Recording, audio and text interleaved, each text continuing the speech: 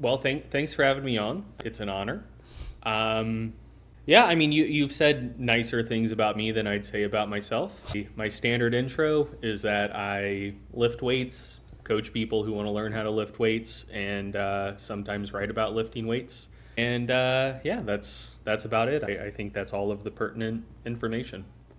Well, you do have like macro factor, and you used to be until recently part of the mass crew, and it's quite something, I think. But well, and also your website Stronger by Science is, I think, one of the best source of information out there. So I really I don't know how to say that in English, but you know, like, I want people to read your work. So yeah, really maybe you'll have the better word than me, but still go read Stronger by Science.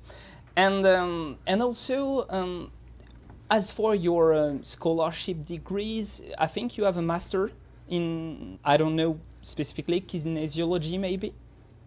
It's a master's in exercise and sports science. Okay, yeah. Okay. And are you doing, like, by any kind of purpose, thesis on exercise sports, or? Yeah, the master's program I did was a thesis-based program. I'm not doing a PhD though. Oh, you're not doing a PhD. So I just wanted to know that.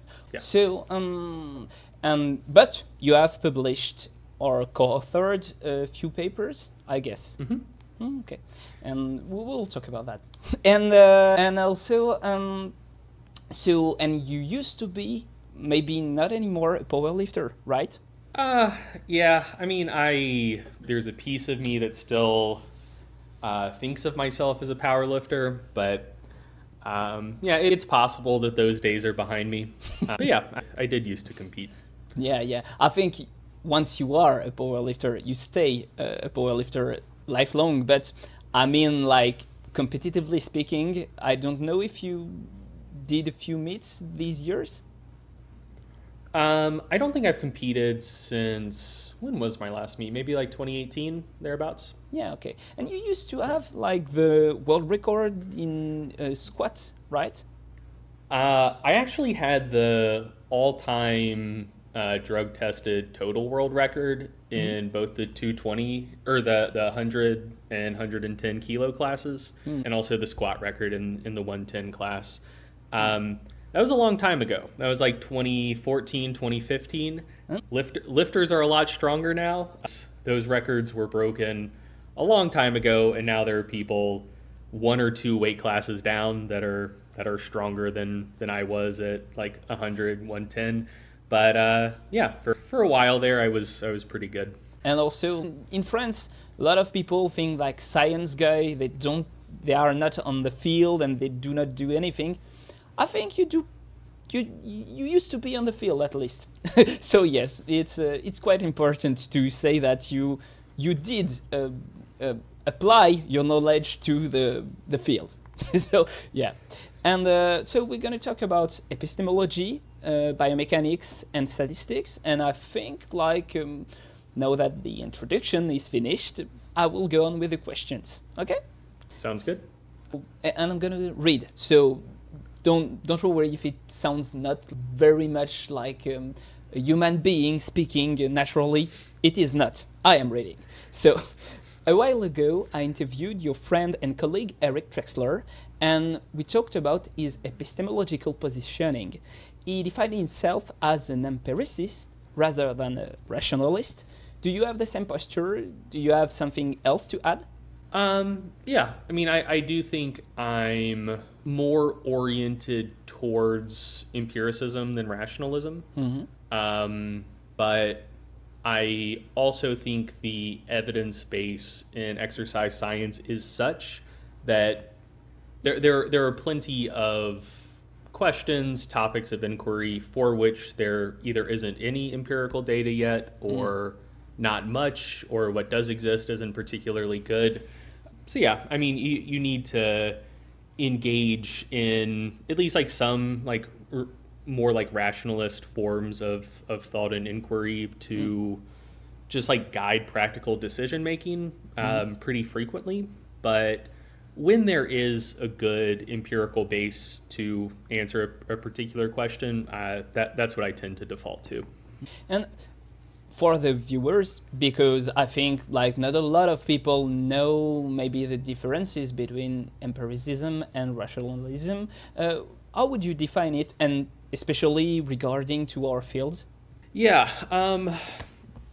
so empiricism means, like, I mean, I guess this is going to be a somewhat circular definition, but it means relying on empirical data to the greatest extent possible. So, you know, if you have an intuition about a particular topic, but that topic has been studied in a relevant population with a well-designed study, and the actual observed collected data suggest something other than what your intuition was, the data is probably correct.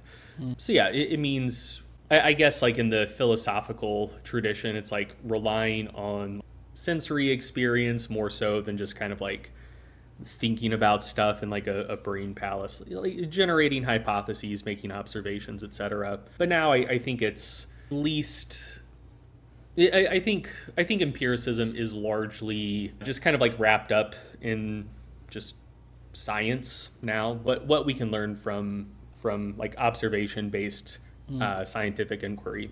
Rationalism is more about just kind of like thinking through things with logic. So the classic like deductive reasoning thing, where you start with premises that are justifiable and or true, and then as long as you like reason through things with correct logical forms, you don't make any sort of like formal logical fallacies in how you think through something, theoretically whatever conclusions you get at the end of that rational thought process should be correct.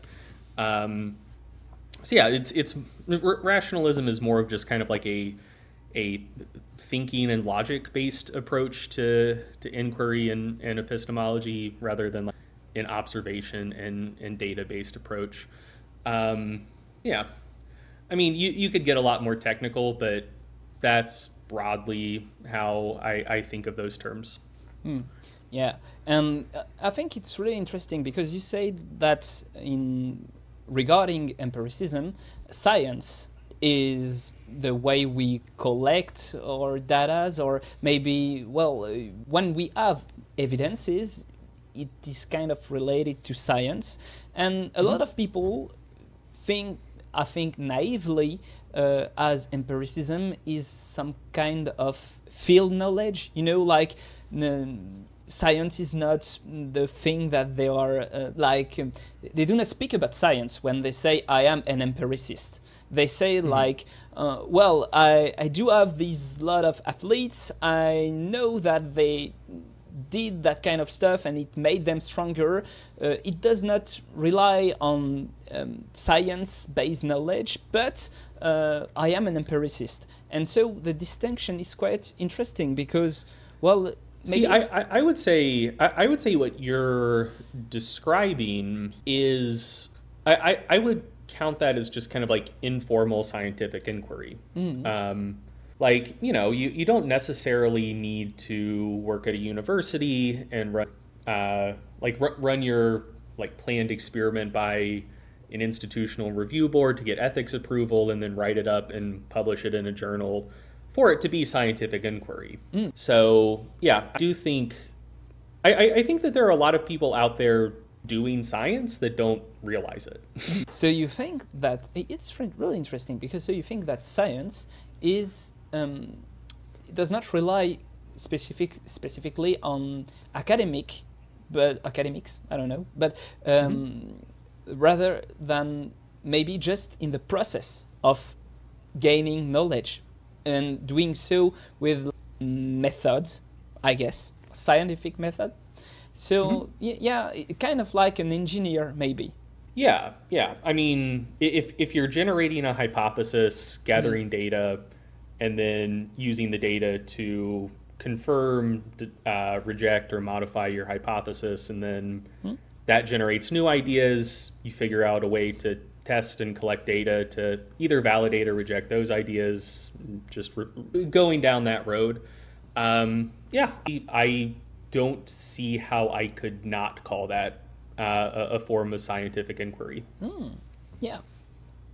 Perfect, because it goes really well with the second question. And I'll note, that's what science was for most of the time science existed.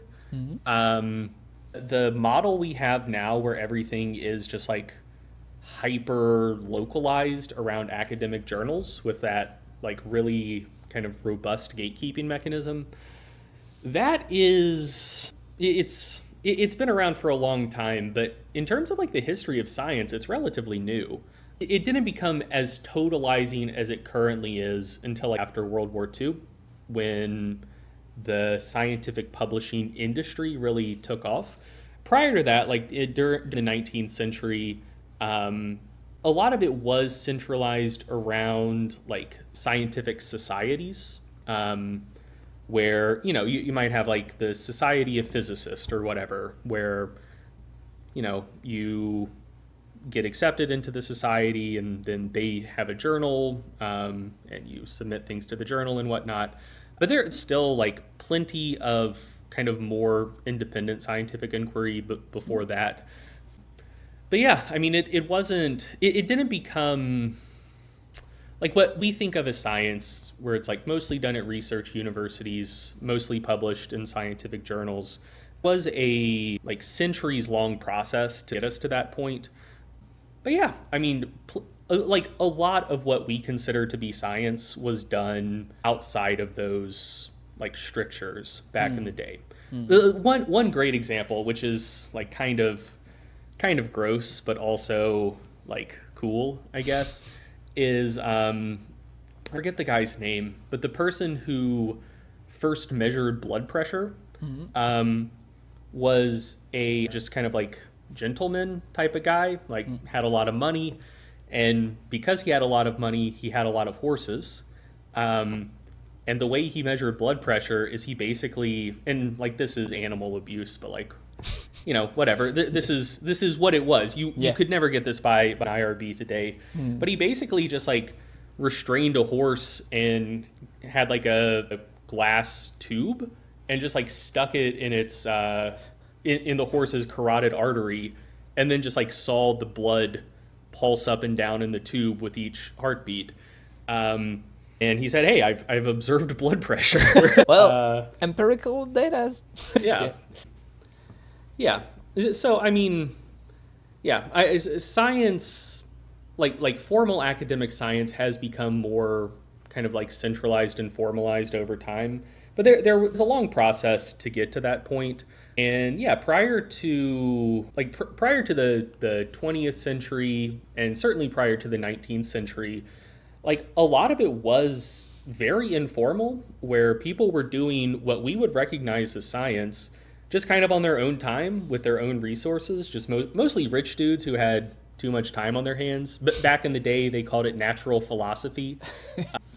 And yeah, they just do some experiment and just kind of like write it up and just like mail out what they did to all of their other rich friends who also were interested in natural philosophy. And yeah, I mean, that's how scientific inquiry was done for like the first 2 or 3 centuries of science.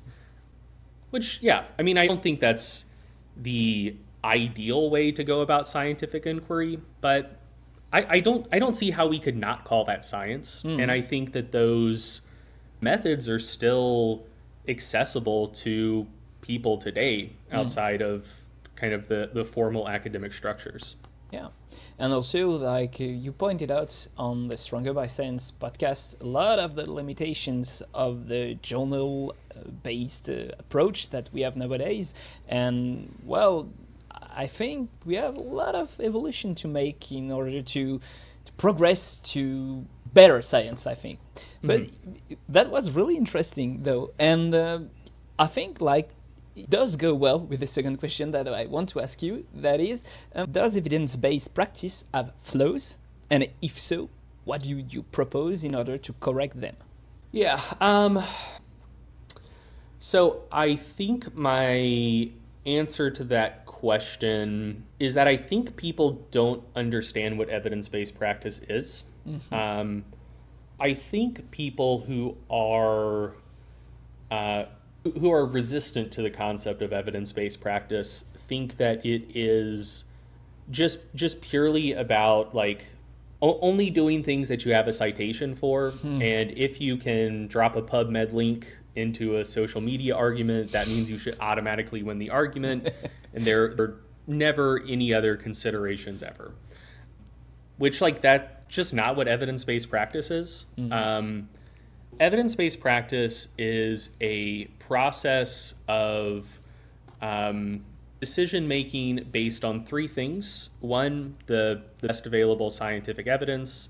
Two, patient, like it's mostly used in medicine, so they say like patient values and preferences, but like client values and preferences, and the expertise of the clinician or practitioner, like the expertise and experience. And like it takes all three of those things. And I think that critics of evidence-based practice are of the mistaken understanding that it's just about the science bit, and the expertise and experience of the practitioner doesn't matter at all.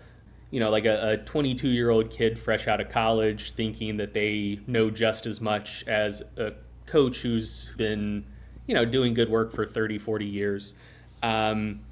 And that it, kind of it ignores the values and needs and just like personal idiosyncrasies of the individual, that it's like, no, like it's just about what we can support with citations. But like, yeah, that's not what it is. It has to incorporate all three of those things to actually be evidence-based practice. And yeah, so I think the alternative is, you rely on expertise and experience and client values and preferences and just ignore the research. Like that seems to be the alternative. And I don't know, I don't see how there could be any value in that, in just like ignoring a vast body of knowledge that we do have. And so, yeah. And also, I think like a mistake a lot of people make is that they put all of the free things, all of the free domains at the same level. I think a lot of people think that, well, if my experience is my personal experience, as I am a coach since a lot of time, goes against a whole body of literature, then, well, it's even. And I think like it's maybe my personal view on that is that if we have good, reliable science, and everything like in science is not that reliable, so we have to temperate things and stuff like that. But if we have kind of good scientific evidences, it should like overwhelm experience, because we have bias in experience, and that's the whole purpose of science. For me, science is like personal experience, but with try to like make it better with science. Maybe, I don't know what you think about that.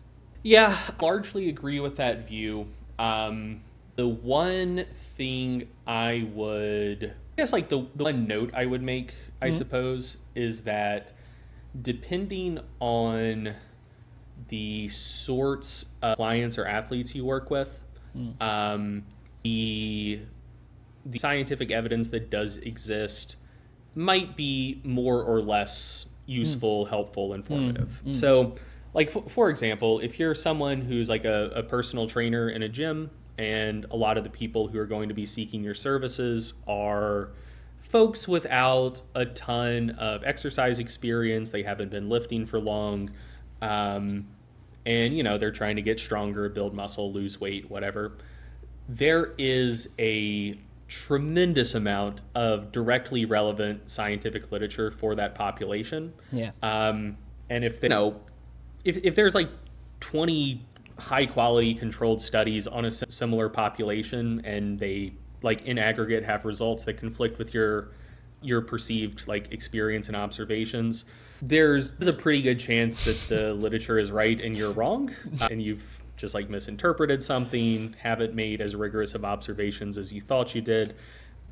But like, for instance, if someone's like an elite level powerlifting coach and have observations that conflict with the literature, but then you dig into the literature and a good chunk of the research is on completely untrained lifters, and the research that is on trained lifters, you know, you look at the subject characteristics, and if there's a study where the average squat is like 150 kilos, you're like, oh, damn, like the researchers did a good job. Like they had some pretty strong guys. But all of your lifters are squatting, you know, like 250 to 400 kilograms. And your experiences and observations differ from what has been observed in the literature on what you could credibly argue to be a very different population. Then in that situation, you might say, well, kind of have to go with my experience here. Yeah. Where, you know, like in the scientific findings very well may be completely correct, making like durable, true observations about this other population. But that's not the population I work with, and I have very different observations and experiences with this niche population for which there is very little research. I think that that's something that we should definitely be open to. Yeah. Two things. First of all, thank you for using kilograms instead of pounds. Thank you. No problem. I noted that it's quite nice. And secondly, I think I will guide to the work of Mike to share, because I think it's like this kind of scientific démarche. I don't know if we say démarche in English. Well, démarche scientifique en français, but well, in English it's like anyway, the people are going to be French, so they will understand that. And yeah, it's that kind of science-based approach, though it is not in a peer-reviewed paper, but I think his work is really interesting because of that. So yeah, it goes with what you said. So yes, and also, well, I believe sometimes it can, lead to a bit of conflict on these topics because, well, people that are coaches with a lot of experience and a lot of trained athletes, they say things that like seem counterintuitive and going contrary to or opposite way to the literature, and I think we should listen to them. Thank you for saying that. Well, and I will go to the third question. Okay. Would you say that qualitative research is underrated in sports and particularly exercise science? I would, yeah. I do think that, I do think that unfortunately a lot of people who are into science are also people who are just like interested in like STEM fields generally, and are generally have the perspective that like something that can't be numerically quantified isn't worth knowing, and is kind of like a corollary to that, like if it is worth knowing, you should be able to quantitatively research it. And yeah, I think that that's an intellectually impoverished view. I think that there's a lot of stuff that we have like qualitatively observed in science that people do like take on board and accept and use to guide practice, but for whatever reason they are just like resistant to other qualitative research. So here's one example. In the literature comparing high load and low load training, high load kind of operationally defined as weights where you would reach the point of muscular failure before completing like 12, 15 reps, somewhere around there. And low load training basically being stuff lighter than that, where if you really get after a set and take it to failure, you're doing 20, 30, 40 reps. One very durable and reliable finding that we see in that literature is that when you equate the number of sets to failure performed, high load and low load training result in like identical amounts of muscle growth. But then qualitatively, there's a difference between high load and low load training, which there is some research on this, but also you're going to qualitatively observe this if you just like put a client through a really intense low load training session. It's fucking terrible. Yeah. Like if you told me I have to do 5 sets of 8 squats to failure, I'll say, damn, that's going to be a tough workout. You know, I'm going to be sore, have trouble walking tomorrow, but like I'll get through it. It'll be hard. It'll be effective hypertrophy training, and then I'll go on with life. If you tell me I'm going to do 5 sets of 20 to 30 reps to failure, you know, if you did that, it would probably be just as effective for hypertrophy as the 5 sets of 8 to 10. But like I'm going to puke after the second set. Maybe I'll lose consciousness for a while after the third set. And like I'm gonna be a walking corpse that you just have to drag out of the gym at the end of that workout. So if all we had was like quantitative research, yeah, you just say, these are 2 equally effective approaches to hypertrophy training, and I can't think of any good scientific reason why someone would prefer one over the other. But then when you add that qualitative dimension, it's very obvious that for the bulk of your training, and at least for like compound lower body exercises, hey, if these 2 things are similarly effective for the outcome we're interested in, there's one intervention that's like qualitatively a lot more tolerable, so maybe we go with that one. Yeah, like I think that folks kind of get that on some level, but then, you know, in some other regards may be more resistant to qualitative research. But I do think that like qualitative research and like a qualitative understanding of things is necessary to get the texture of things, like to understand things on like a deeper level. Because like ultimately like folks have some sort of like, they generally have some sort of like quantifiable goal. Like they're trying to build muscle, they're trying to gain strength, they're trying to lose weight, whatever.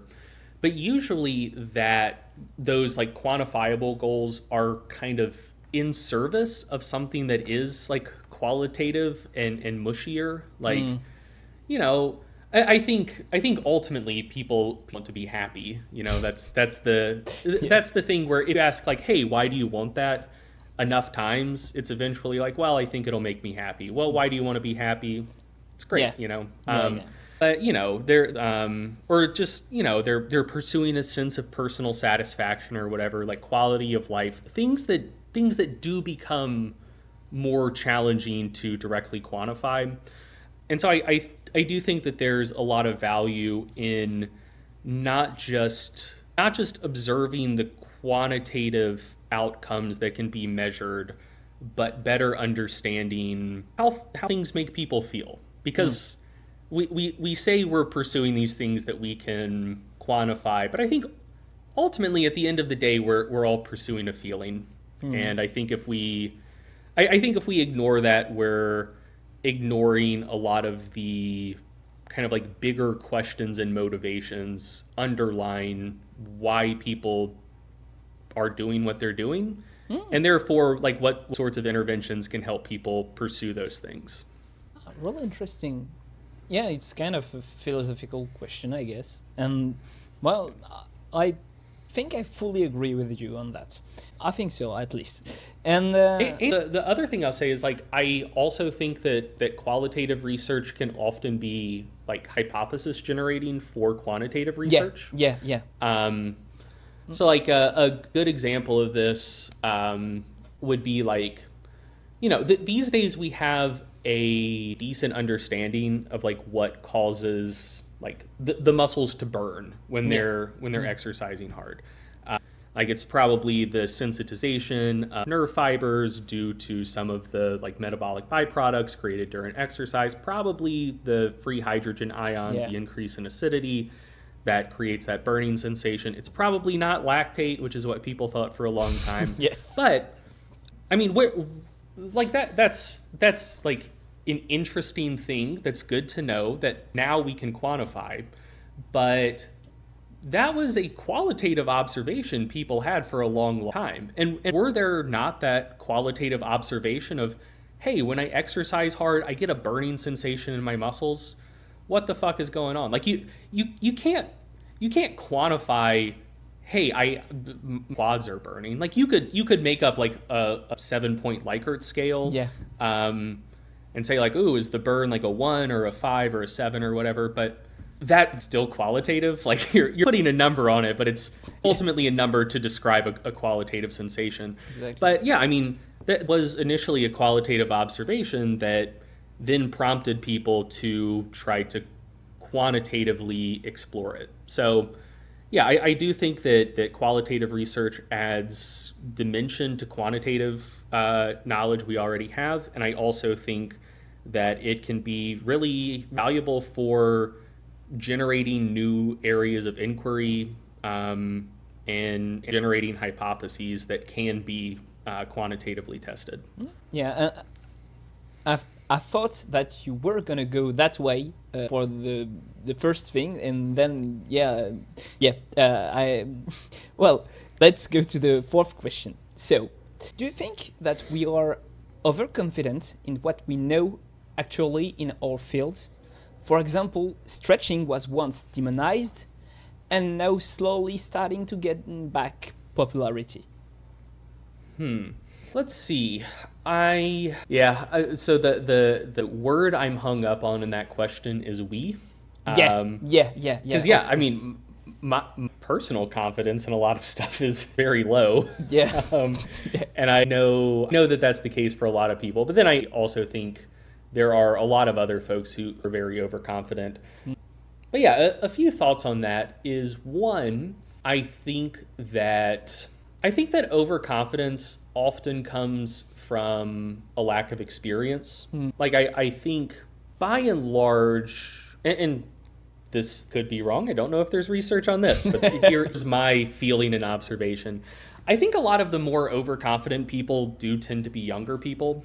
I think that age and experience has a tendency to make you realize that like you're more full of shit than you recognized before.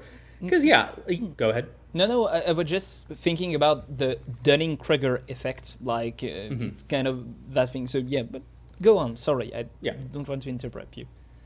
Yeah, so the longer you've been alive, the more confident takes you've thrown out at some point, and then realize like, oh, I was completely wrong about this. Which then hopefully, if you're like intellectually honest with yourself, will help you realize, hey, this other thing that I feel really confident about right now, I could be just as wrong about this.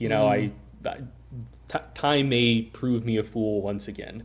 And just from kind of like being in science for a longer period of time, there are more instances like that where there was something that was previously believed to be true that research shows like, hey, we were wrong about this. I do think that just kind of like age and experience helps temper a lot of overconfidence, just because life reveals you to be a fool one too many times to be quite as overconfident as you were before. Another thing I'll note, though, is that a lot of things like what you mentioned, like with stretching, a lot of those instances, I think, come from one of two places. One is that until pretty recently, a pretty good chunk of what was considered scientific knowledge in our field was not really what I would consider to be scientific knowledge. No, you could check this out for yourself. For like just come up with a series of search terms that relate to like exercise science, exercise physiology, sports science, whatever, in some way. Like, could come up with like a bucket of 10, 20 like representative terms and just punch that into PubMed with the and function. So it's searching for all of those terms and just look to see how much research there was by year. Like there's a little graph on the left side of the screen if you're on desktop, just showing how many studies were published each year using any of those terms. And what you'll notice is that like there just wasn't much research in our field through about the 80s. Yeah. And then in the 90s, there started to be some. In the 2000s, there started to be a little bit more. And then really like from, I'd say maybe like 2007, 2008 onward, there has just been an explosion of research in our field.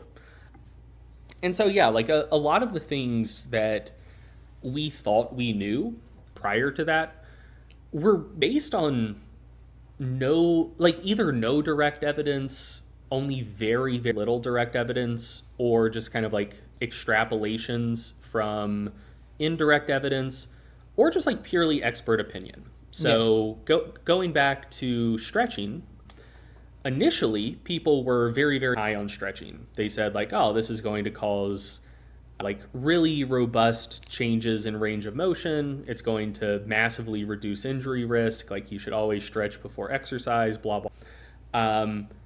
And then we learned that wasn't the case. Like stretching doesn't seem to affect injury risk all that much. Probably does improve range of motion over time if you do it consistently enough and intensely enough and for a long enough duration. But doing 30 seconds of like light hamstring stretching before exercise, probably not going to affect range of motion all that much. Initially, what we thought about stretching, you could say that the scientific consensus was overturned. But then if you go back and look to see where that like quote unquote scientific consensus initially came from, it came from nowhere. Like there was never good high quality data showing that like stretching before exercise prevented injury. That was something that people just believed, that there was never any empirical evidence to support.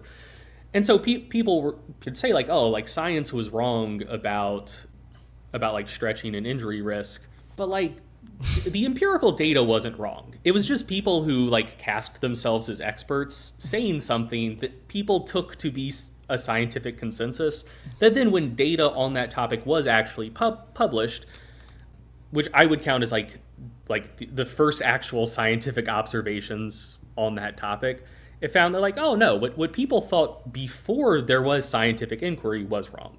But yeah, then the research, like basically stretching was this thing that was considered like incredible, everyone should do it, based almost solely on like expert consensus without much empirical evidence to fall back on. And then when a lot of that started being torn down, then the pendulum shifted the other way to where stretching became demonized. You should never do it. It's going to, research started being published showing that if you did intense enough stretching right before exercise, it would reduce force output, reduce power output. And so, yeah, then the pendulum swung the other way, and the conclusion people drew was that stretching doesn't do these beneficial things we previously thought it did, and it does do this one negative thing, like acutely reducing exercise performance. Therefore, it's bad and you should never do it. But what I would say is that conclusion doesn't necessarily follow from the evidence that existed. All it meant was that, I mean, it doesn't reduce injury risk, and it might acutely reduce exercise performance. Like it doesn't speak to any of those other things. Like that research doesn't necessarily say anything about like changes in range of motion. It doesn't necessarily say anything about just kind of like other potential beneficial effects of stretching. So like stretching has been shown to like acutely reduce blood pressure, kind of like help with like general stress. And like there's new research coming out showing that like chronic stretching interventions might actually like longitudinally improve strength. Not if you do it really intensely right before exercise, but if you do it kind of other times of the day. Then people perceive that as, man, science was wrong again. It used to say don't stretch, now it's saying stretch. Yeah. But that's not the case. Yeah. It previously said don't stretch for these reasons, and now it's saying, but do stretch for completely other reasons. And like those things don't clash, you know? Yeah. So I think people often excessively focus on the practical conclusion and not so much the evidence base behind the conclusion. Because I think the practical takeaway went from, hey, everyone should stretch, to no one should stretch, to, hey, a lot of people should probably be stretching. But the evidence like underlying all of those recommendations never really conflicted with itself. Like the original everyone should stretch recommendation was really based on no research. The recommendation of no one should really be stretching, that was based on research looking at 2 or 3 particular outcomes.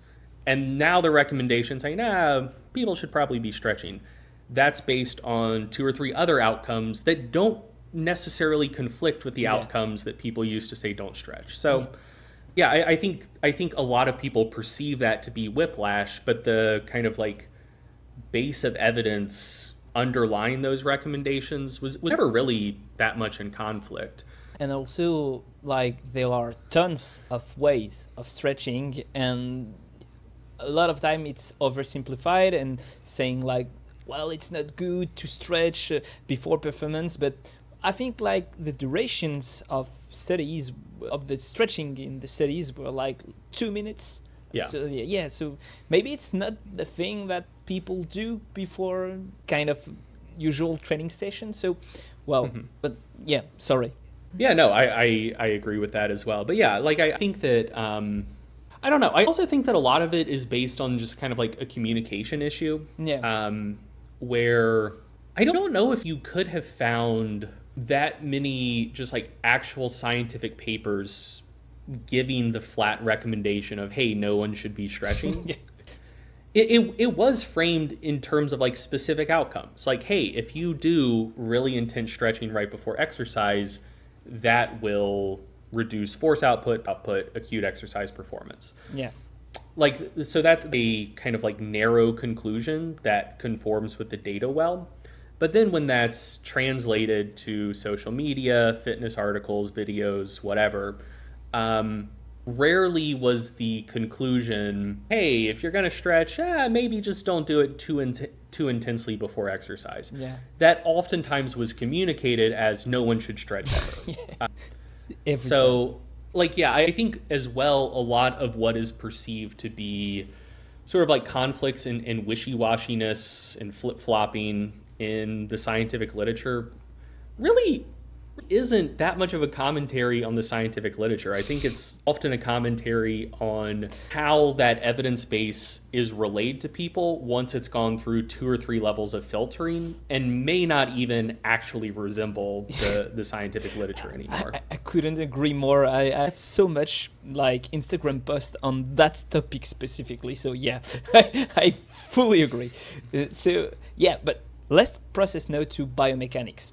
I think you say basically quite a lot of things about epistemology, and I think it's a lot of to process. There is a lot of like food for thoughts for the people listening.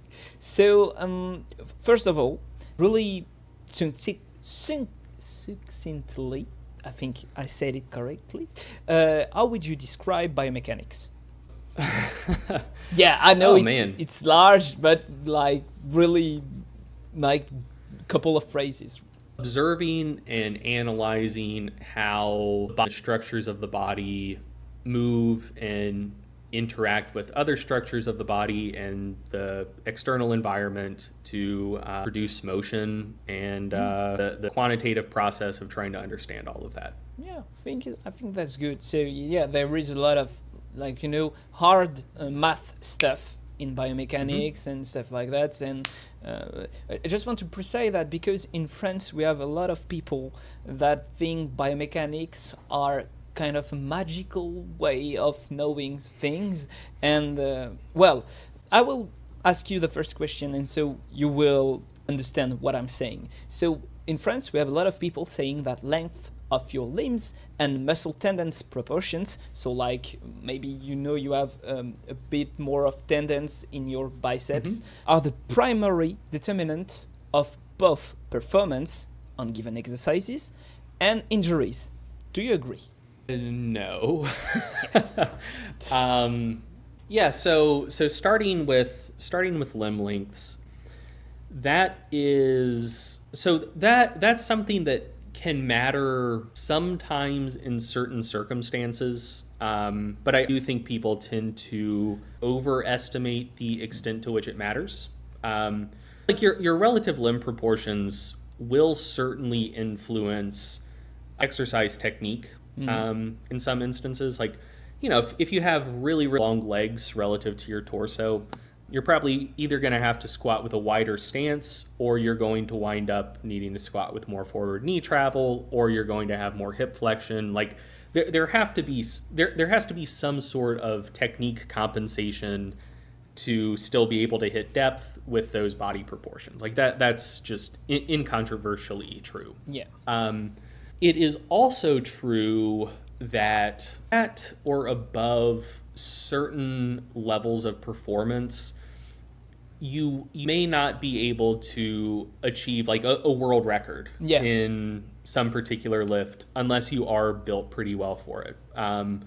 Like you don't see that many people with bench press world records who have really long arms. You don't see that many people with deadlift world records who have really short arms. But I also think that people tend to overestimate the importance of relative limb proportions.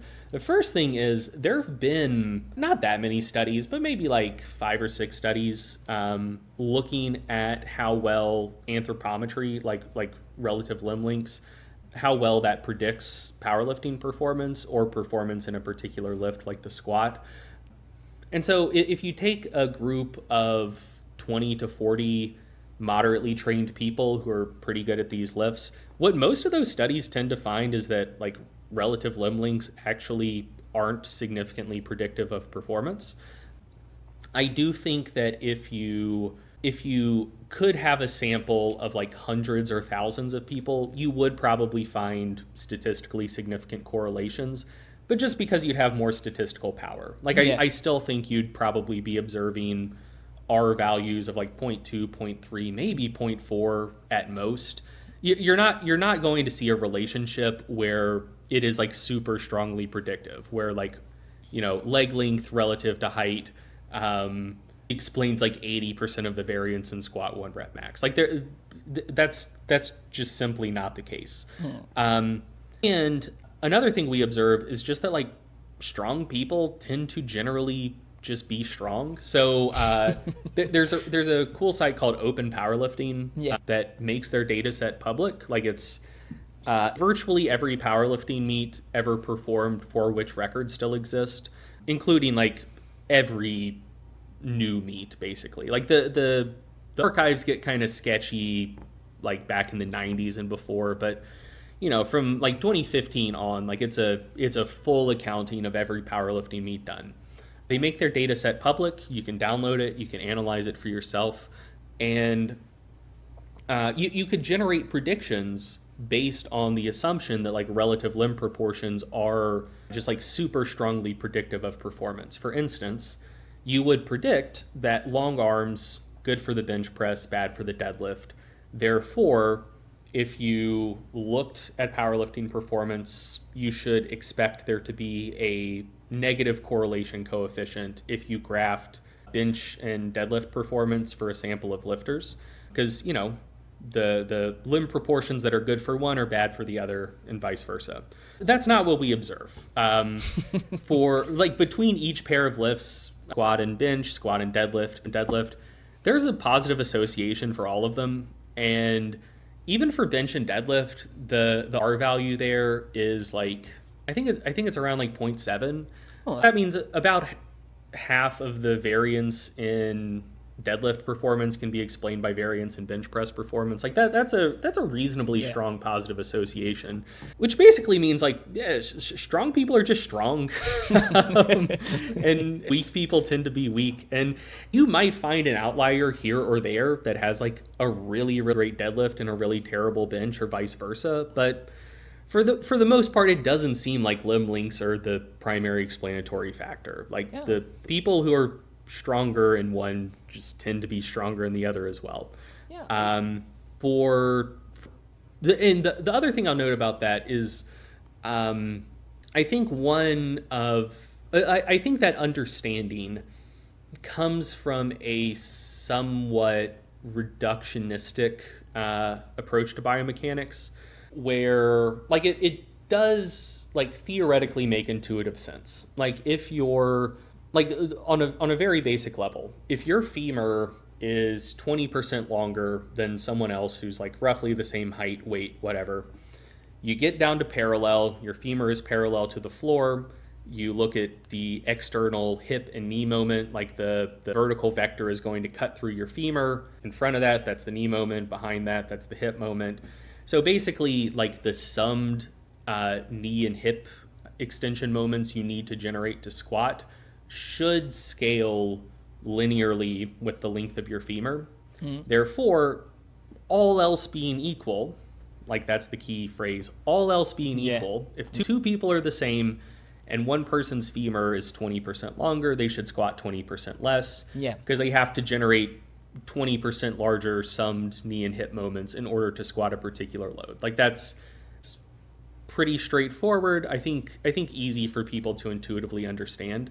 But there's a catch there, which is that to create those joint moments, that comes from muscle contraction. And when those muscles contract, they pull on tendons, and the length of those internal moment arms, basically the distance between where a tendon originates and inserts and the joint it moves, like internal moment arms tend to scale with limb lengths. So yeah, your femur is 20% longer, but the internal moment arms for your quads, hamstrings, glutes are probably going to be around 20% longer as well. So if your muscles contract with the same force, you create those 20% larger joint moments, and you can still lift about the same amount of weight. Like I do think that it probably breaks down at the extremes. Like you don't tend to see people with like extremely long arms having bench press records, or extremely short arms holding deadlift records. But for the most part, that thing that if you're only looking at external joint moments, you could look at those things and be like, oh, this is a very clear advantage or disadvantage. Analysis isn't accounting for internal joint moments as well. And those internal joint moments, not entirely, but for the most part, seem to wash out those advantages or disadvantages that you would assume would have been there. So that's a bit about limb lengths. For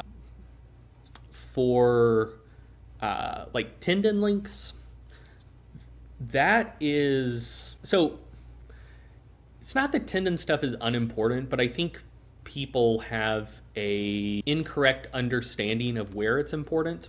So like tendon, just kind of like morphology, is really important as it relates to what I was just talking about, like internal moment arm creation. Like if your biceps, like if everything else is the same, like your arm length is the same, your muscle size is the same, whatever, and your biceps tendon inserts 2 centimeters from the axis of rotation of your elbow versus 4 inches from the axis of rotation of your elbow, you're going, or centimeters, I mean, you're going to be able to curl twice as much weight if you have that 4 centimeter insertion versus the 2 centimeter insertion.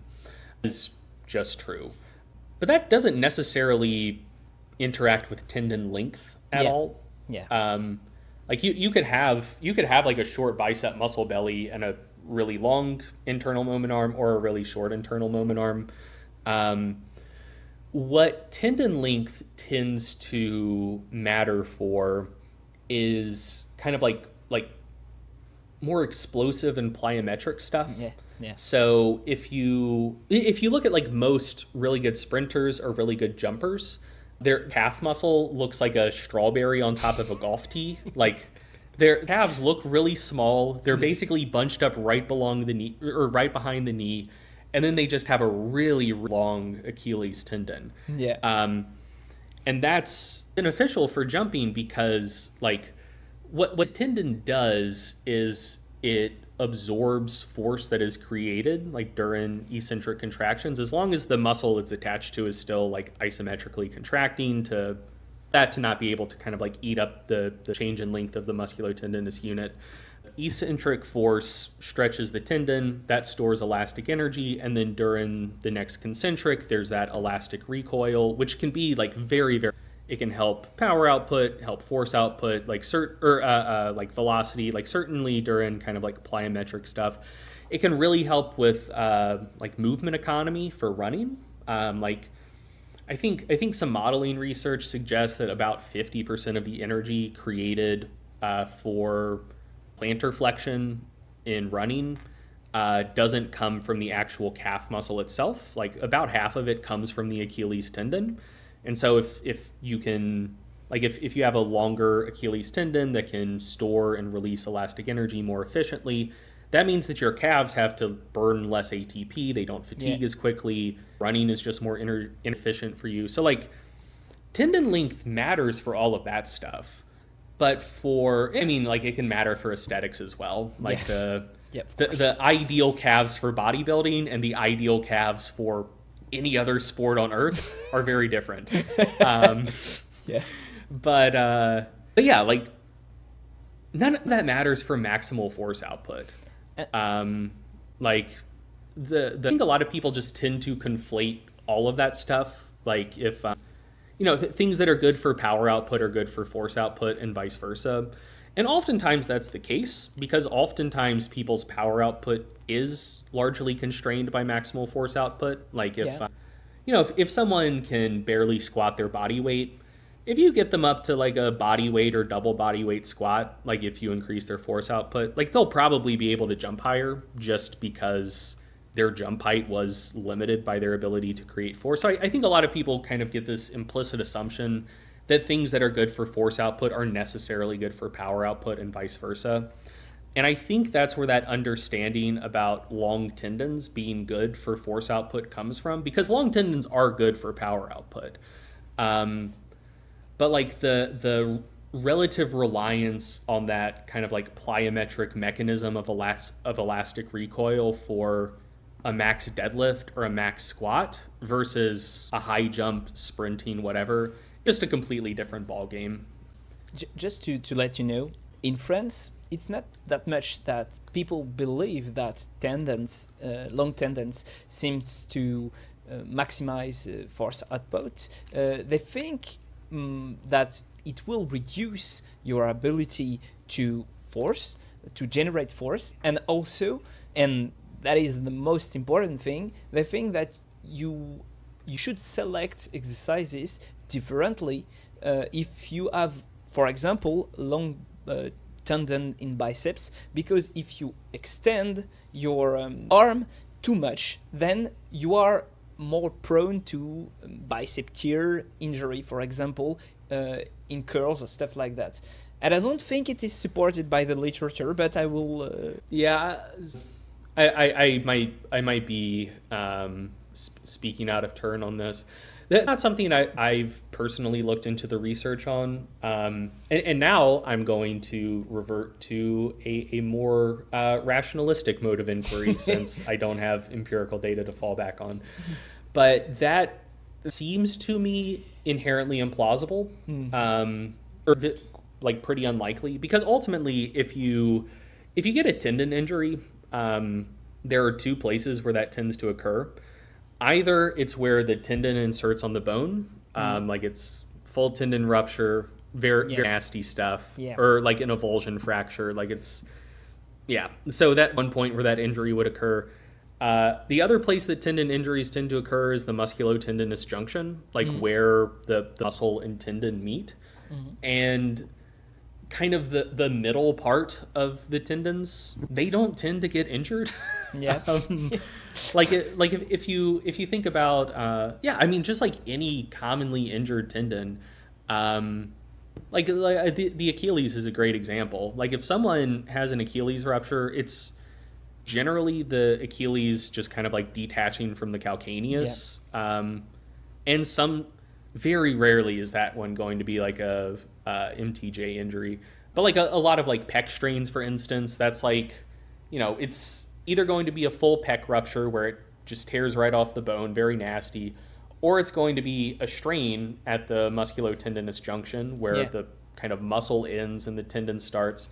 But the middle of the pec tendon, like it's fine. Like it's just the part of the tendon that's the least likely to become injured. So people with longer tendons and shorter tendons, they both have the two sites where an injury is more likely to occur. And the person with the longer tendon, they just have more of the tissue that is pretty unlikely to get injured in the first place. So I wouldn't suspect there to be meaningful differences in injury risk there, though could be completely wrong. Though it's really interesting because I never thought of it that way. I was more about like typically resistance of the tissues, and I think I've looked into some papers that were about that, and they seem to it seems to be that the muscle itself, it is not more resistant to injuries than the tendons. So yes, it's thank you very much for that insight. It's really processing in my mind, so thank you. And you're welcome. And I think we have tackled that question pretty well. So would you say that we can use biomechanics to optimize hypertrophy? And if so, how? And how about muscle length, as it is a trending topic? Yeah, that's a good question. Start with the muscle length question. Yeah.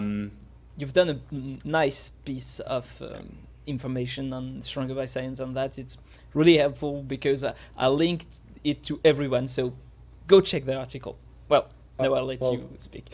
Thank you. I certainly appreciate that. But yeah, so I'll start there. One of the things that we've observed for a long time is that training through a longer range of motion tends to cause more muscle growth than training through a shorter range of motion. But that leaves open two possibilities. Generally, when people are training through a shorter range of motion, they're training at relatively short muscle lengths. So, when someone thinks of a half squat, you could do a half squat from the bottom of the rep up to the midway point and back down, but that's not how people do half squats. They start at the top, they only go halfway down, they come back up. So that's a partial range of motion, but it's also only training the quads and the hip extensors at relatively short muscle lengths. You don't have to, stretch very far because you're not going through that long of a joint range of motion. And so, that leaves open the question of, hey, what is actually contributing to training with a longer range of motion causing more muscle growth? Is it the range of motion itself, or is it the fact that training through a full range of motion generally involves training at longer muscle lengths?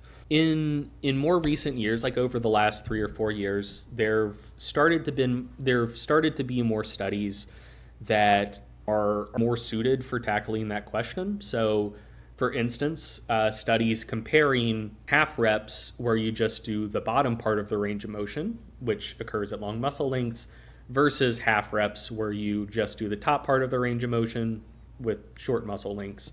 And then some studies where there's a third group that also does full range of motion. And what those studies show is that it doesn't really seem to be the range of motion itself that matters. It seems to be the muscle length that matters. So the groups doing half reps at long muscle lengths tend to experience more muscle growth than groups doing half reps at short muscle lengths. And doing half reps at long muscle lengths seems to cause about the same amount of muscle growth as doing full range of motion training, or potentially even a little bit more. So it seems that the training at long muscle lengths is kind of the important bit there. But that's essentially where things stand. Like a very logical follow-up question is, like, why do we observe more muscle growth when training at long muscle lengths?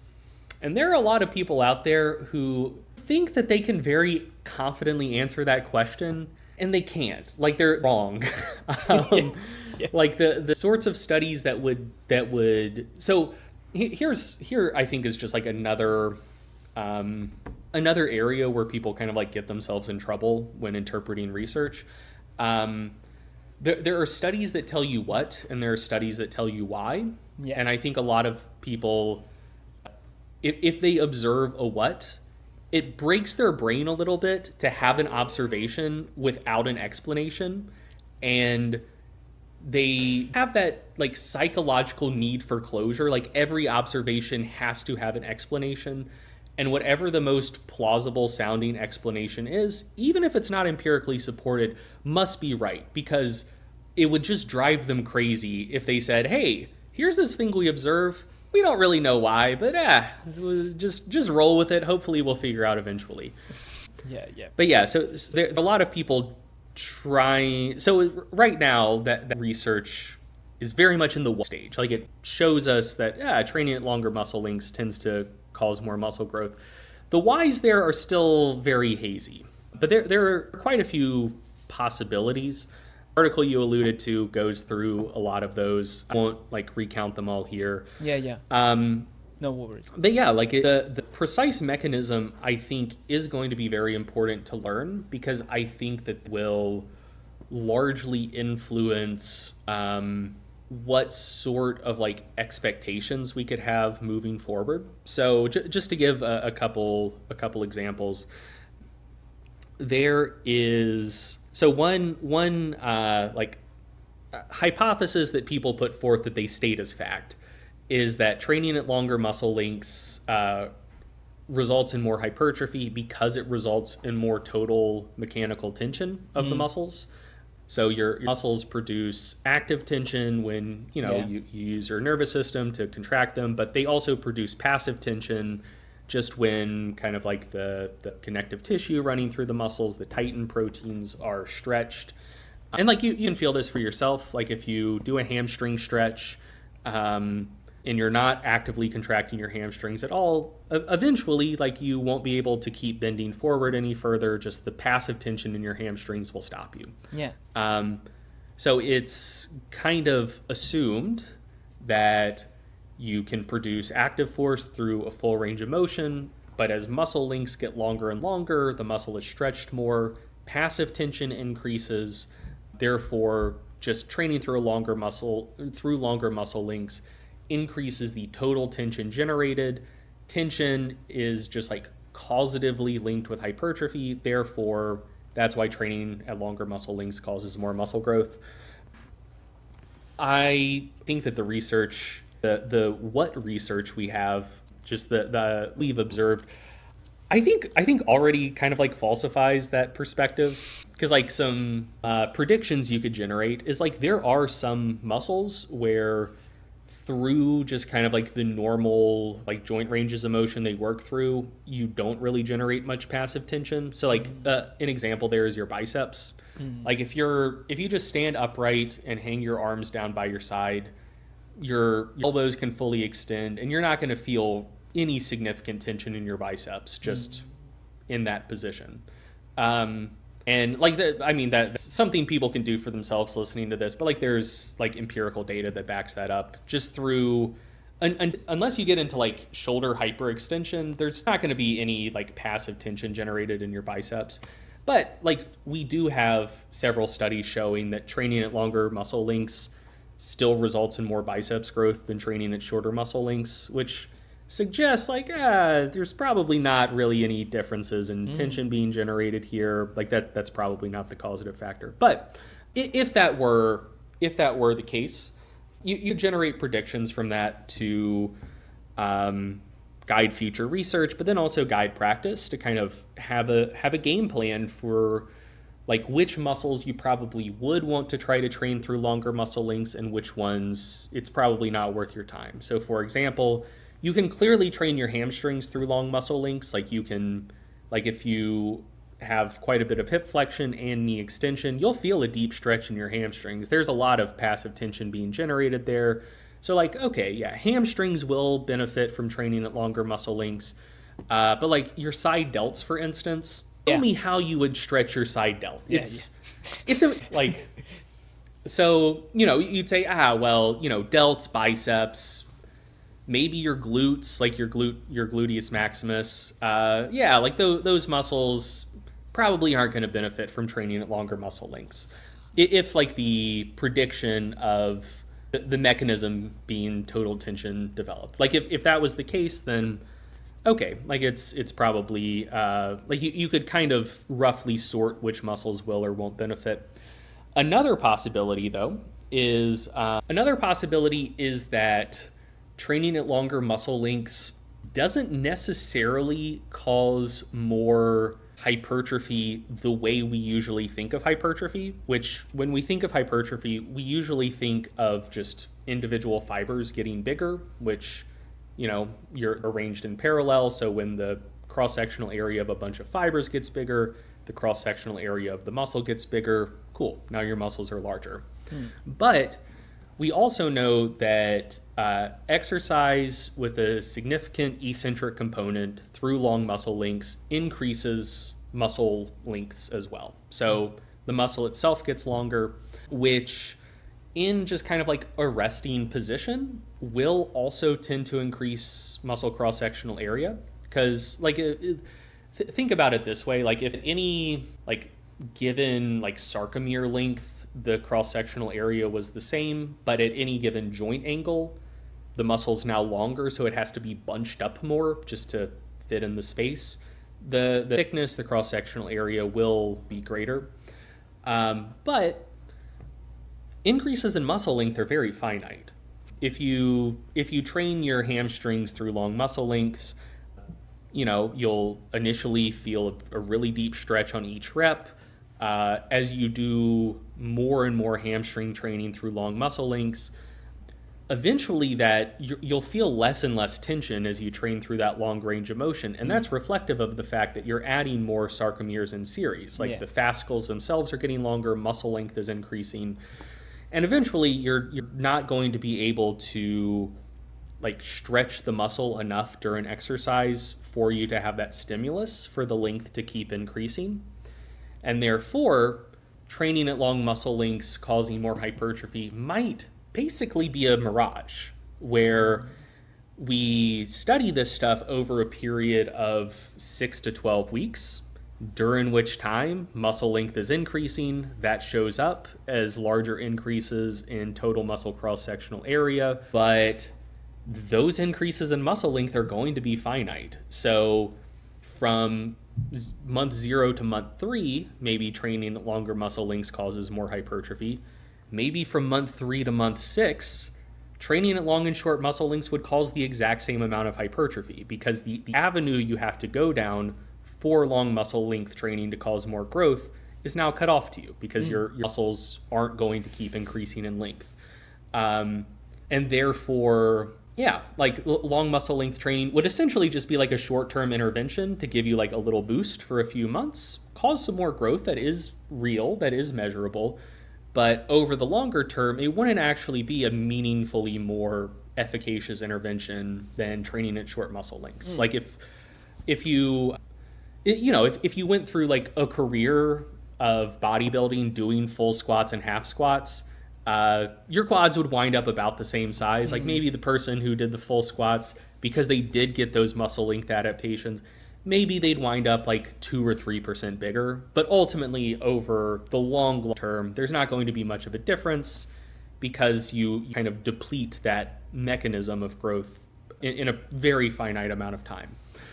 So yeah, I mean, those are two potential mechanisms by which training at long muscle lengths could be causing more growth. We don't know which one of those is correct. We don't know if either of those is correct. Like it could be something else entirely.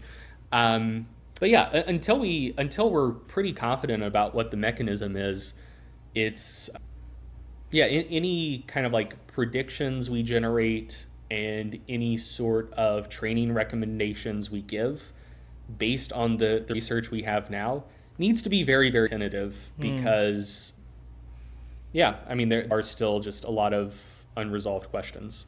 Yeah.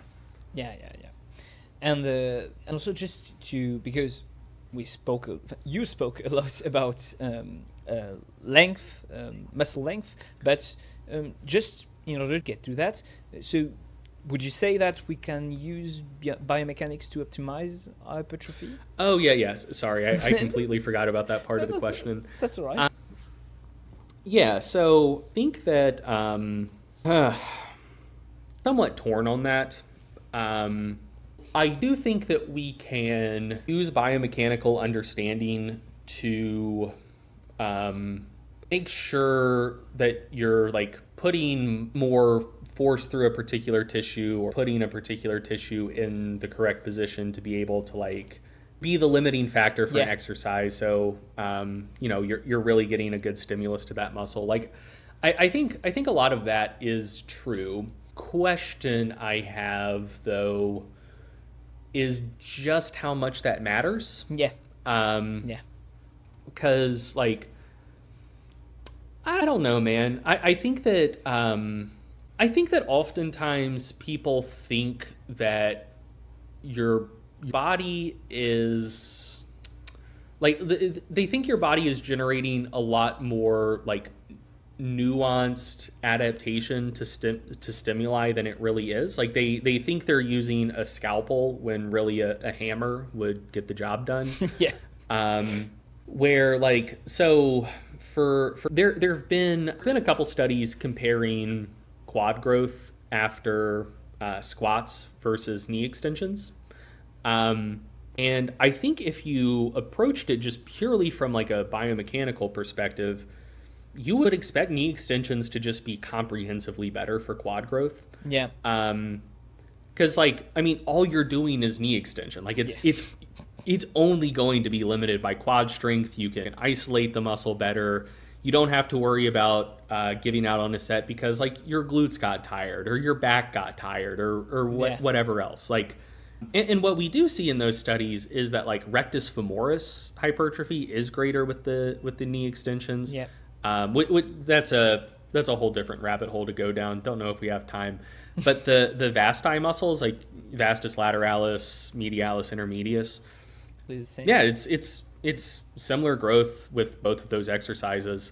Like I think that essentially a lot of people are working with this mental model that the relationship between stimulus and growth is essentially linear, such that if you can achieve like a 10% greater stimulus, that will lead to a measurable and meaningful difference in growth. Where I suspect that's not the case. I think it's more of like a plateau type relationship where like if there is like the theoretically perfect maximal stimulus and it results in say like 10 units of growth or whatever, I think that if you get to like 80% of that level or 90% of that level, you're still getting 10 units of growth. Like I think that I just don't think it's like that fucking important.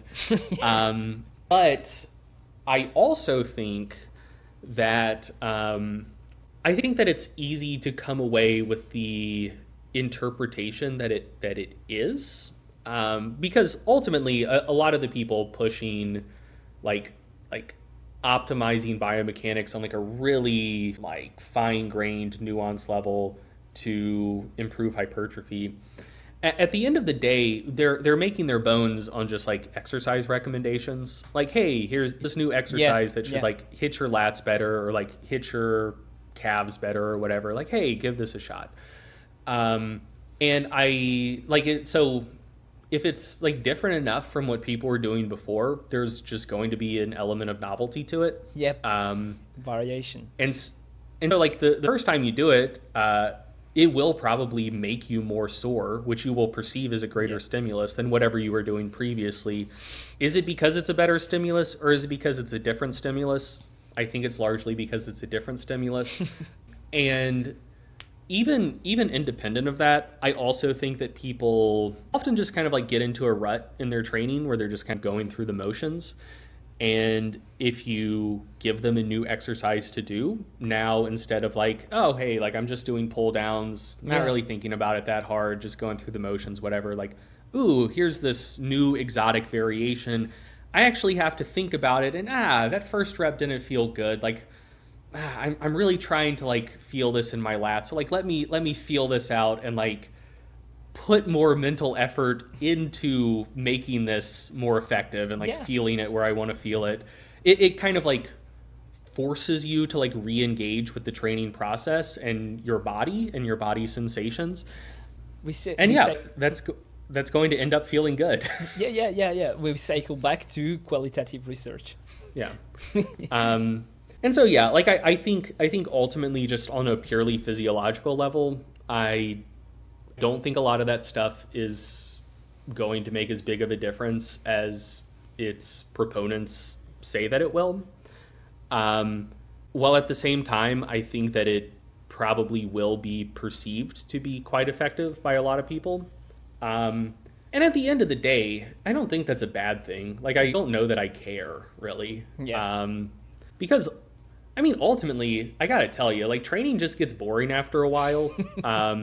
And I think a lot of that stuff is, like, I think that there are two people who are drawn to that, like, two different types of people. I think one type of person is someone who just likes feeling smart and likes feeling like they have kind of, like, secret forbidden knowledge that most of the people around them don't. And so, you know, you see everyone else doing their normal pull downs and you're doing some sort of like exotic pull down and you can just look around and feel this sense of superiority. Like, look at these fucking idiots. Like, I'm the only one in this gym who actually knows how to train my lats.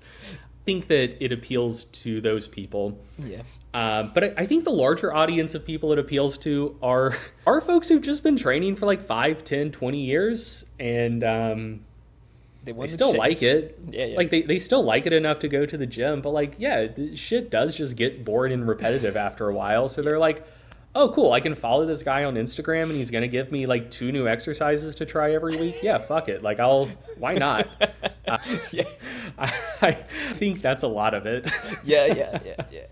I think you might be right. Well, so, I'm going to ask you a very specific question because it's like a debate. I hope your expertise will be able to bring new light to it. So, are back muscles involved in bench press? Not for stability purposes, but as primary motor muscles. Some powerlifters in France are saying that a big back means a big bench because back muscles are stretched and they give an elastic rebound, which seems to go against my understanding of the biomechanics of this lift. Yeah, I mean, that specific explanation is like obviously wrong. Okay. I mean, what back muscle is stretching when you're going into shoulder horizontal flexion? I don't know. That's none that I'm aware of. Yeah, I think that specific explanation is wrong. 2 things I would say. One, just to give the maximum possible benefit of the doubt, at the bottom of the bench press, your lats could be providing some concentric assistance. So if your elbows are far enough behind your body, like your lats insert the same place your pecs do. Yeah. Like they're just right there on the exact same place on the humerus. And so like if your arm is in front of your body, it brings it down to your side. If your arm is far enough behind your body, or like, you know, either like flexion or horizontal flexion, if it's far enough behind your body, a lat contraction will also bring your arm kind of back to a neutral position. So like go ahead. No, I was like kind of like the adductors in the squats, like So at the very, very bottom of a bench press, especially for someone who either has very long arms or benches with a very narrow grip, so they have just a ton of shoulder extension at the very bottom of the lift, technically for the first just 2 or 3 centimeters of the press, maybe an active lat contraction is actually helping with the like concentric. Yeah, like in terms of just like active contributions, that's about what you're going to get. But I will say, I do think that a strong back can help for like structural non-contractile reasons.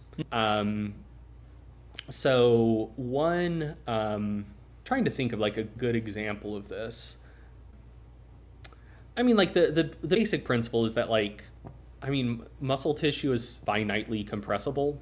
You know, like you can't squeeze on your bicep and get all the way down to the bone. Like the tissue compresses, and that's that. And I do think that it's possible that like if your back muscles and particularly your lats are like big enough that as you're coming down, like your arms are just kind of like compressing that tissue of your lats, which then like if you start the press, you get maybe like a little lat contraction, little lat flare, like it could just kind of like kind of help just sort of like shove your humerus up a little bit.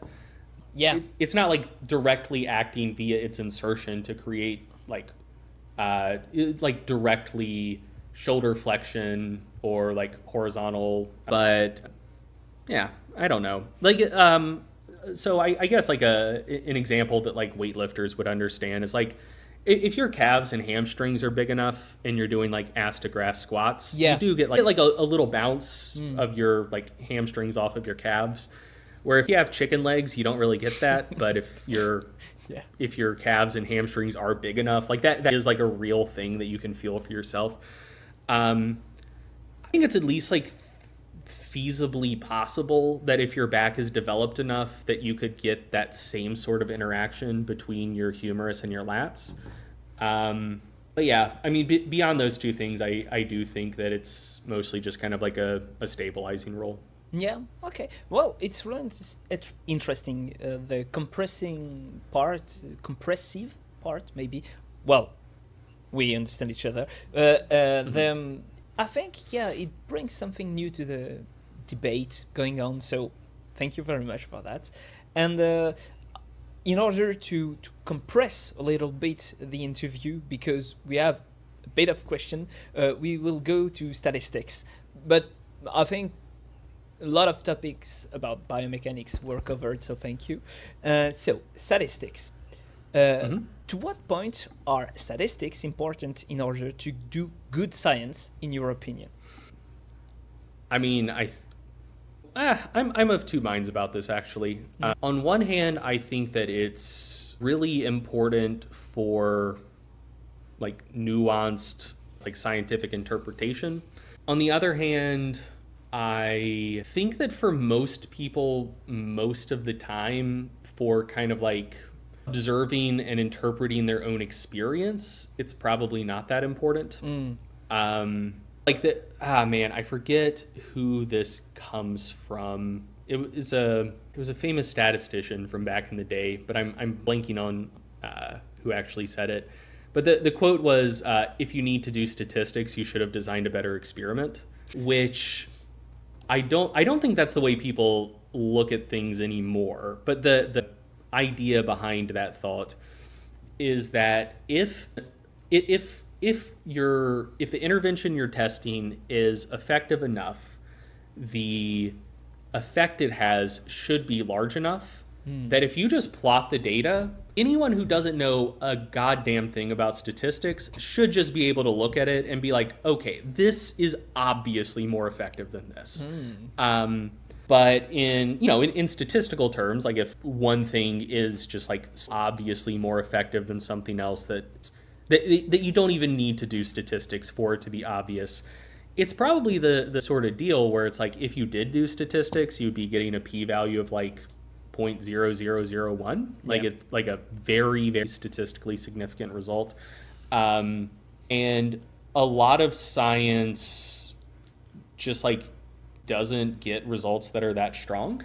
And so then it's like, well, now we need to have a better understanding of statistics, to kind of understand the reliability and durability of like smaller effects at kind of like lower significance thresholds, etc. Yeah, like I sort of think that for like I think that for someone who certainly is doing research, but also like reading and trying to interpret the research, I think that you really need a strong understanding of statistics to be able to do that well.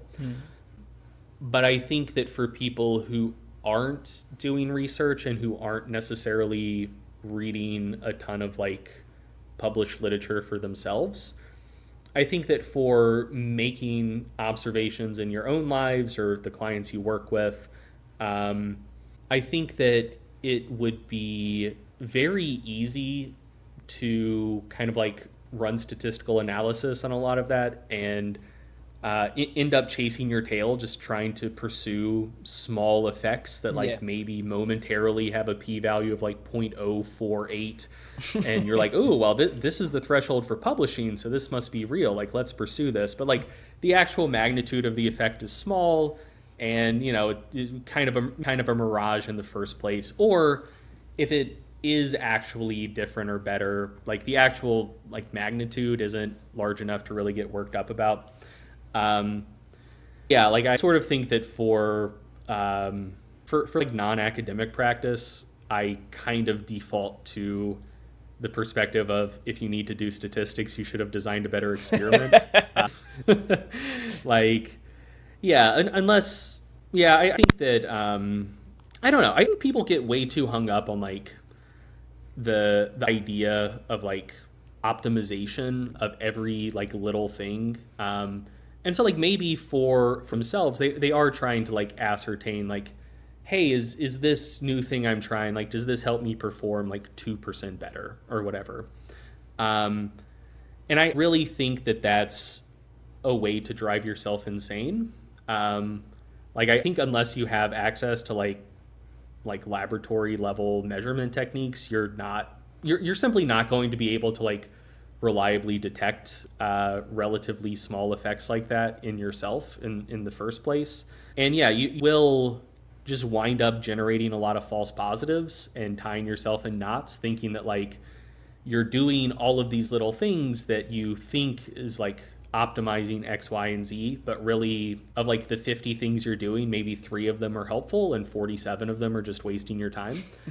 So yeah, I think that for most people, if the effect isn't large enough to just be like just undeniable, you probably don't need to worry about it that much.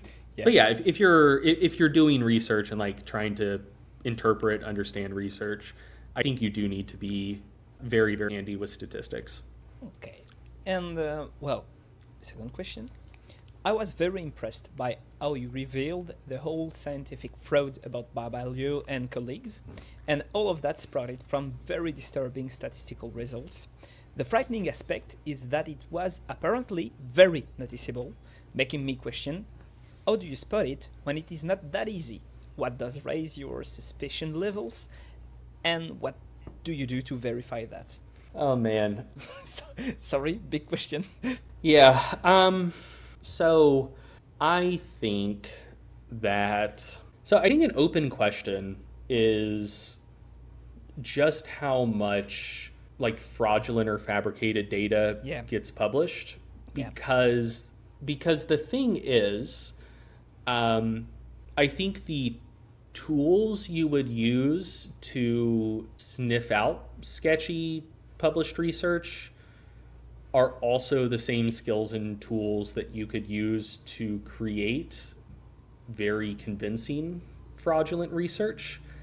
And yeah, I mean, it's so okay, just to get into this a little bit more, I think part of it is like somewhat intuitive. Like if you've read enough research, you know what human data looks like.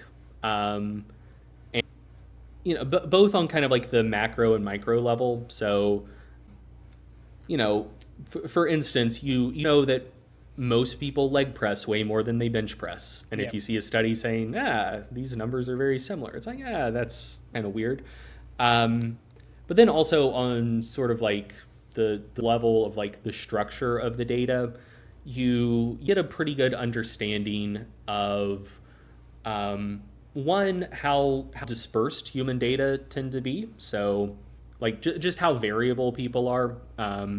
Like if you see a study where like the squat 1 rep max is like 100 plus or minus 15, 20 kilos, you're like, okay, like that's pretty normal. Like standard deviations tend to be like between 10 and 25% of the mean. Humans are different. There tends to be quite a bit of variability unless you are like purposefully sampling from a very, very homogeneous population. And you also generally have, like, you get a pretty good feel for how variable, like, responses to interventions are. Where, like, if you put people through a training intervention and their bench press goes up by, like, 10 plus or minus 8 kilograms, which means, 10 is the average. Fair number of people put 20 or more kilos on their bench. A handful of people, intervention doesn't work. They end up not getting much stronger at all. They're like maybe even losing 5-10 kilos on their bench. Like that's totally normal. Like you observe that in the research all the time. If instead someone reports that an intervention increased bench press by 10 plus or minus 1 kilo, where it's like, hey, everyone either put 7.5, 10, or 12.5 kilos on their bench with no variation beyond that, it's like, that's implausible. I've read a lot of research. That's not what we observe. I've trained a lot of people. That's not what you observe. Like, so you get like an intuitive sense for a lot of that stuff.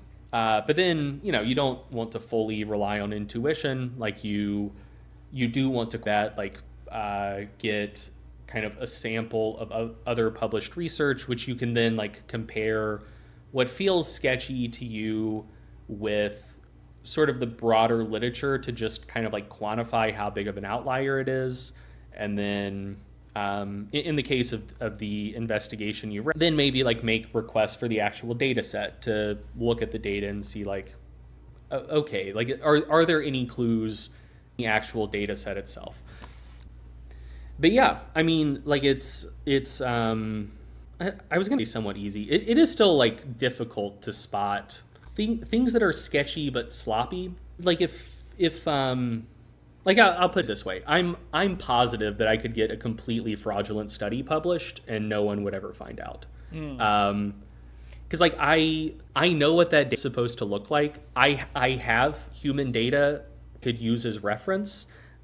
I could generate a synthetic data set with like pre-specified parameters that would kind of like match the correlation structure you would expect between dependent and independent variables, have the sort of like just sort of like the relational means and like normal variability you would expect to see in published human data. Like that would be that was a fun weekend for me, because it would I know on like a conceptual level, but I don't know like exactly how to pull all of that off in like Excel or like a statistical software. So I think it would actually be very fun to generate a completely synthetic but impossible to detect fraudulent data set. I'm do it and never get caught. Sorry to interrupt you, but I think that's terrifying, because we have to rely on the fact that the most skilled people are honest in the scientific research. Sorry to have it strikes me. I'm like, if there is like some kind of evil genius that publishes like bad data, well, we couldn't know. So I don't think that anybody would have interest to do that, because exercise science is not a thing that can get big money or stuff like that, but still. Yeah. I mean, I think certainly the risks of that be higher in other fields. And I'll also say that like I'm addressing this purely from a perspective of like how one would go about generating that data in the first place. But I do think that, at least for sort of like the standard kind of like academic sciences, there are other kind of like pressures and institutional incentives in play. So for instance, you know, if you're doing if you're that's just like completely fraudulent, and you work at a you're still going to have to do the work of data collection, because like they're going to be in your department. And if you know, if you publish a study that said like, hey, we put 50 people through this training intervention, and all of your colleagues are just like, I see this guy in the lab every day, he hasn't had 50 subjects come through here, like what the fuck is going on? Like there would be things that would be obvious to people you worked with that wouldn't be obvious to readers of journals. So you would either need some sort of setup to where they wouldn't be able to notice that was going on, or that they were just all in on it, like just a full culture of corruption in the entire department, which I think is like way rarer than just a single bad apple. And I also think that the risk versus reward ratio typically doesn't make sense for people to try to publish for research, because I mean, basically by the time you're like by an academic job, like you've done undergraduate, you've gotten your master's, you've gotten your PhD, it is very hard to land an academic job in the first place. Like in exercise science, for instance, I forget the exact numbers, but in America, like 3 or 4 years ago, like the last time I looked into it, if memory serves, for that year, there were like, I think like, I forget exactly the order of magnitude. It was either 3,600 exercise science PhDs graduating that year, and either 800 or 80 like tenure track faculty positions opening up that year. I forget what the exact numbers were by a factor of 10, but it was either like 36,800 or 3,680. But basically, you know, like 2 orders of more graduates than there were tenure track positions opening up. Wow. So if you've already gone through all of the effort to get one of those jobs, and now you have a tenure track job, which pays pretty well, is going to be a lot of work for the first 4 or 5 years until you get tenure. But then after that, you have one of the few jobs in America where it's very difficult to get fired from because you have tenure, which like I think tenure, I don't think it's like totally universal, but I think most universities have some sort of concept of tenure where like the experienced people are very, very hard to fire. I mean, there's you had to work hard to get to that place, and there are so many advantages of getting to that place and staying in that place. And one of the only, like, really the only 2 ways that you can get fired is like you do fraud or you fuck students. Like that's that's pretty much, as long as you can avoid those 2 things, you're good. For America though, because in France, I think like for example, sports scientists, they are not paid that much, and I think like maybe in America, well, your own universities, like your faculties and stuff like that, they are expensive, like really expensive. For us, it's a bit more easy to get into university, but well, you are really not paid that much when you are a professor or of any kind. So I don't know, maybe there are some incentive to publish fraudulent research. Yeah, I mean that's possible. I mean, there is which I think, and like I fully recognize that this isn't like a super rigorous argument. There's an extent to it, I think, sort of the proof is in the pudding almost. Like I don't know if you have that expression in France, but like we do keep and in most bodies of literature, you tend to see most results kind of clustering around the same sorts of observations, same sort of effect estimates, which leads me to believe that either there's very little fraud or it's all fraud. Like those seem to be the only explanations that would kind of wind us up with the body of literature we observe. And I think the very little fraud is far more likely. And also, if that's the case, it's certainly bad. I mean, it's not a good thing, but it's also, I don't know. I don't think that it should shake people's confidence in the institution as much as maybe they think it would on their face, because like kind of worst case scenario is like maybe you get suckered in by a single fraudulent study that you thought was credible, whatever. But then science is an inherently self-correcting process, and if most people are honest actors, you will get more studies investigating the same sorts of research questions, coming up with different conclusions than whatever was fraudulent. Or, I mean, it very well could be someone did fraud, but like they just happened to generate fraudulent results that actually comport with reality pretty well, just sort of serendipitous. But yeah, I mean, ultimately, as long as there is a good enough ratio of like honest actors to bad actors, the preponderance of the evidence will still wind up leaning in the right way.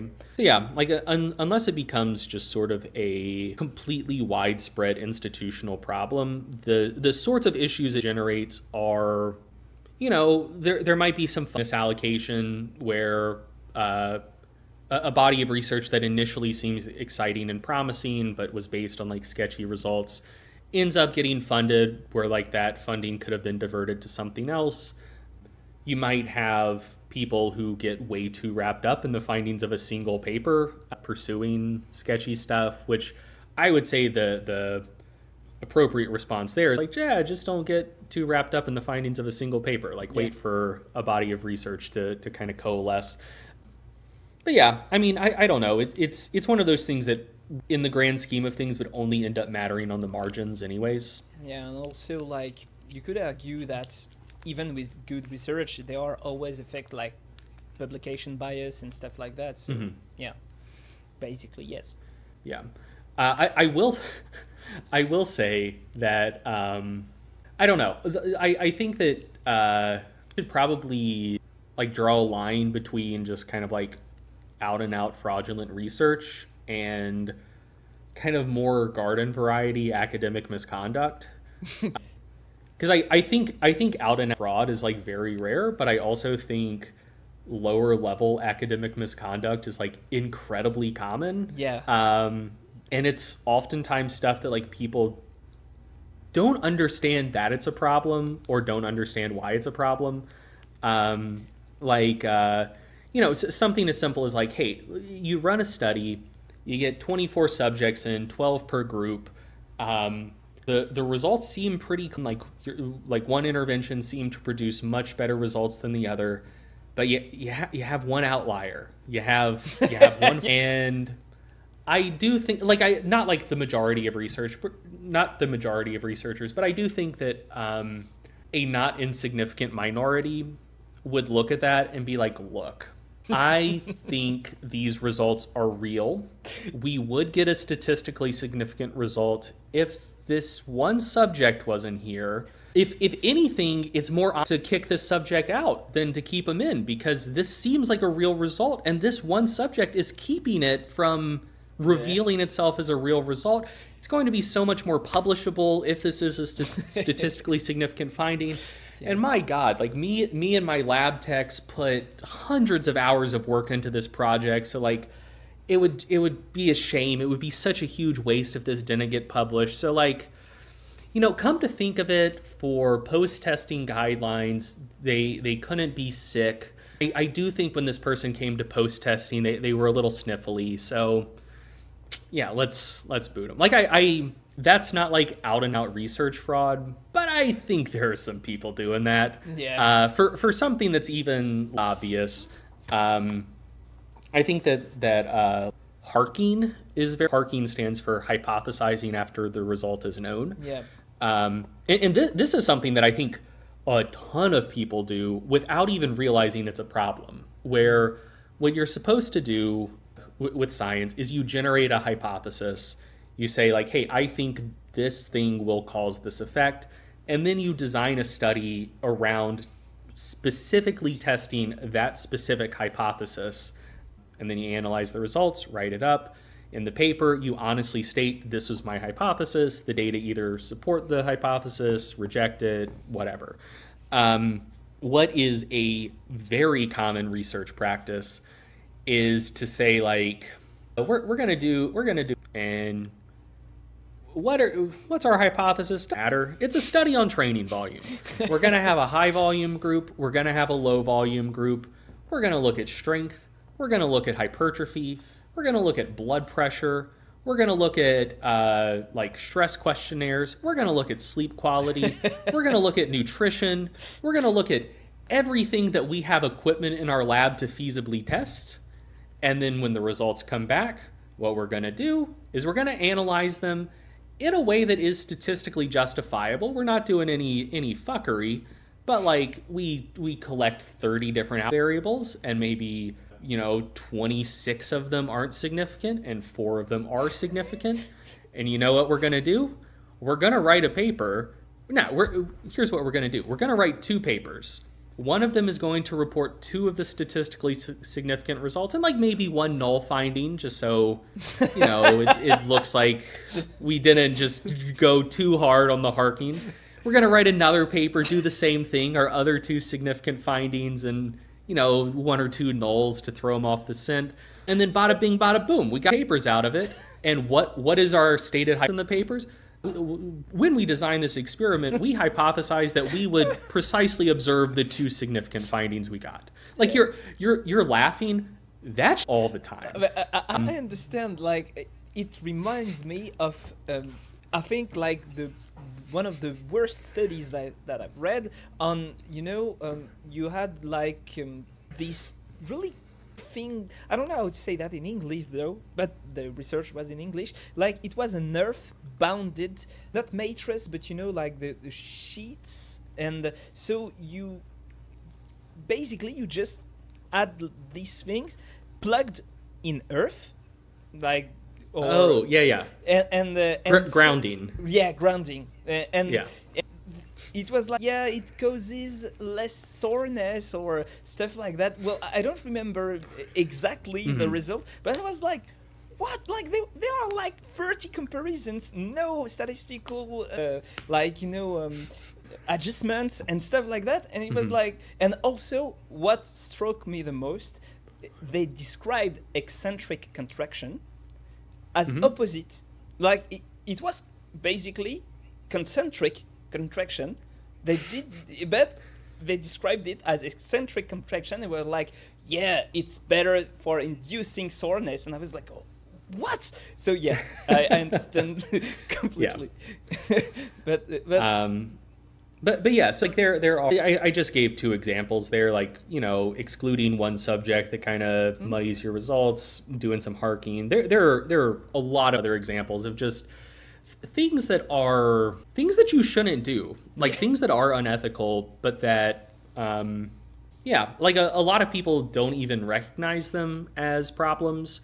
If they've been told the problems, like they don't understand why it's a problem. Like with the harking example, people say, and like I where this is coming from, like, hey, look, like we have these standards in our field for what a statistically significant result is.